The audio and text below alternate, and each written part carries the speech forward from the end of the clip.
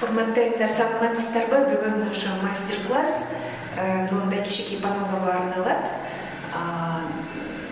Бул да бир аз кичинекей панелдордун катарына кирет. Бул дагы эми мындай чакан, кичинекей, анан жеңил түрүндө аткарылат. Бир күндө бүтүрүп койсо болот. Ушундай панелдорду кантип жасаса болот? Биз выставкага чыгабыз, кичирээк болсо, коозураак болсо деп көргөзүп бериңизчи деп ушундай суроолор болгондон кийин мен кичинекей панелдорду бир сире көргөзүп берейин деп атам да. Сүрөттөр жеңил, оңой, сиздерге ылайыктуу. Ошо Pinterest'те ачасыздар телефондон. Pinterest'те ачып, ичинде сүрөттөрдүн баарын өзүңүздөр камтап өнүтө алсаңыздар болот. Эми мындай төөнүн сүрөтүн тарта албайм десеңиздер, сиздер жана оюн чиймелерди дагы кошсоңуздар болот. Чымчыктардын сүрөттөрүн, чабалекей, турнанын сүрөтүн же башка чымчыктардын сүрөттөрүн же гүлдү эметсеңиздер болот. Мен эми Pinterest'тен мен үчүн оңой сүрөттөрдү таптым. Мынакей бул төөнүн сүрөтү.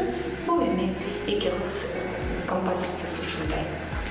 Урматтуулар, мага дагы бир суроону берет да, айымдар айтат. Сиз мындай дайын кийизге панно тартса болобу деп. Мен болсо экспериментально уже кичинекей паннолорду жасадым. Дайын кийиз өтө катуу кирбеген кийиздерди, жука кийиздерди базарда тандап, өңдөрүн ылайыктуу алып туруп, анан инени сайып көрүңүздөр. Инени буну мочалканын үстүнө коюп туруп, анан ине менен сайып көрсөңүздөр, ине өтсө, ине сынбаса, анда тартса болот. Бул дайын эме болуп калат да, дайын кагаз болуп калат. Сүрөт тарткан кагаз. Мен буларды тартканда эч кыйынчылык көргөн жокмун. Инелер кенен кирип атты, ине сынган жок. Буну болсо мен кургак эле сайдым, кургак сайып, аябай ине менен тыгыз иштесеңиздер, жүндү жакшылап, аябай жакшы киргизсе дайын кийизге, мындай сүрөттөр болот, паннолор болот. Муну эми жашнакка отуруп, үтүк менен аябай жакшы пар менен бир убакыт улам ысык үтүк менен басып туруп дагы бекемдеп койсо. Бунусу мен баары бир бул чоңураак деп самындап, анан киргизип, кургандан кийин жашнакка отуруп баары тиги кайра үтүктөп, чачыктайын жасап, чачык жасасаңыздар болот, мончок тасаңыздар болот, ар кандай түрлөрү жасаса болот. Эми мен мына тоголок паннону сиздерге көргөзүп берейин. Ушундай тоголок паннолорду жасап, анан дуалга келген тарелкалар жасаса болот. Мен сиздерге эмки мастер-класстарда көргөзүп берем. Кантип тарелка жасаса болот дуалга. Настенный тарелки деп коет. Ошо дуалга илип, кооздоп, ушундай тарелкалар жасаганды дагы катууроп жасаганды көргөзүп берем.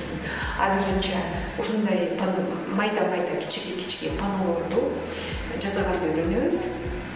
Выставкаларга чыгып, сатып, пайда көрүңүздөр. Келгизде мастер-класска катышып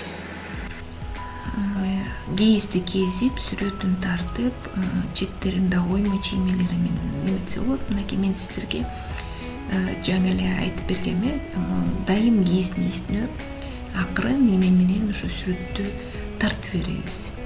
Мен бирде эки кыздын сүрөтүн композиция кылып сиздерге тартып берип атам. Акырындап биринчи ушу көйнөктөрүн, башын, деталарын, чачтарын, ушинтип чапанын тартып бересиздер. То арчаны, то күн, жүндүн ар кандай түрлөрүн алып туруп, ине менен сайып эмтесиздер. Мынакей мен сиздерге губканы клеенкага, пакетке салып, анын үстүнө ушундай кийизди коебуз, дайын кийиз, жука кийиз. Андан кийин ошо кыздардын сүрөттөрүн, тоолорду, көндү ушинтип акырындап биз салып ине менен сай бересиздер. Жүндү астан алып туруп биринчи көрөсүздөр ушу кандай сизге жагабы жакпайбы, кандай эле ошо кыздардын сүрөттөрү сиздердин көз карашыңызга жакшы, ылайыктуу болсо, ошондо катуураак ине менен бекемдеп кийизге киргизип бересиздер. Бир жери жакпаса, кайра жүндү чыгарып алып эле, кайра оңдоп сай берсе болот.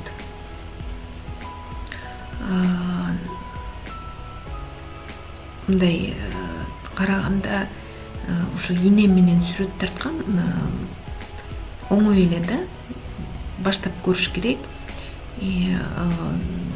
Башында ушу мындай келиштире албай турсаңыздар, анда жанагы ар кандай түздөгү цветной карандаш деп коет го, ошо карандаштарды алып сууга малып туруп, анан ошо кийиздин үстүнө сүрөт тартып туруп, анан үстүнө жүндү дагы киргизсе болот да, ине менен. Сүрөттөрдү ошентип ар кандай түрдө тартып алсаңыздар болот. Эми булар чакан кичинекей панолор болгондон кийин мен үчүн мындай өтө оор болгон жок. Анан сиздер кыйналсаңыздар, анда эмесин эскизин тартып алып, кайра ушу түздүү карандаштар менен бир сыра тартып алып, анан үстүнөн ушу жүндөрдү жашнакай кылып эмесеңиздер да болот да. Бул ине менен жүндү кийизге киргизиш оңой эле. Андан кийин мынтип самындап, суулап, шлиф машинаңар бар болсо шлиф машина менен киргизип койсо болот. Мынакей мен азыр төөнү сүрөтүн сиздерге көргөзүп атам. Төөнүн сүрөтүн мен баягы кургак эле тарттым, киргиздим. Кичинекей эле чакан эле тоголок кылып кезип алып кийизди, анын үстүнөн эле төөнүн сүрөттөрүн тартып ине менен болгону берде ине менен аябай жүндү кийизге киргизиш керек. Ошондо бекем болуп жашнакай болуп калат. Анан сүрөт тартып бүткөндөн кийин, урматтуу айымдар, мен ушу үтүк менен, паровой үтүк менен, парын буу менен эметиш керек. Буу менен дагы базып, ызык үтүк менен базып койсо эметип калат. Анан четтерин жашнакай кылып, оңдоп, баягы оюм чийим салып, чачыктарын эметип бүтүрүп койсо болот да. Мен ойлойм, ушу майда панолор бул саттыкка да ылайыктуу. Урматтуу айымдар, мага подписка кылып, лайк басып, комментарий жазып, мен менен бирге болуңуздар. Мен сиздерге да көп кызык нерселерди көргөзүп берем.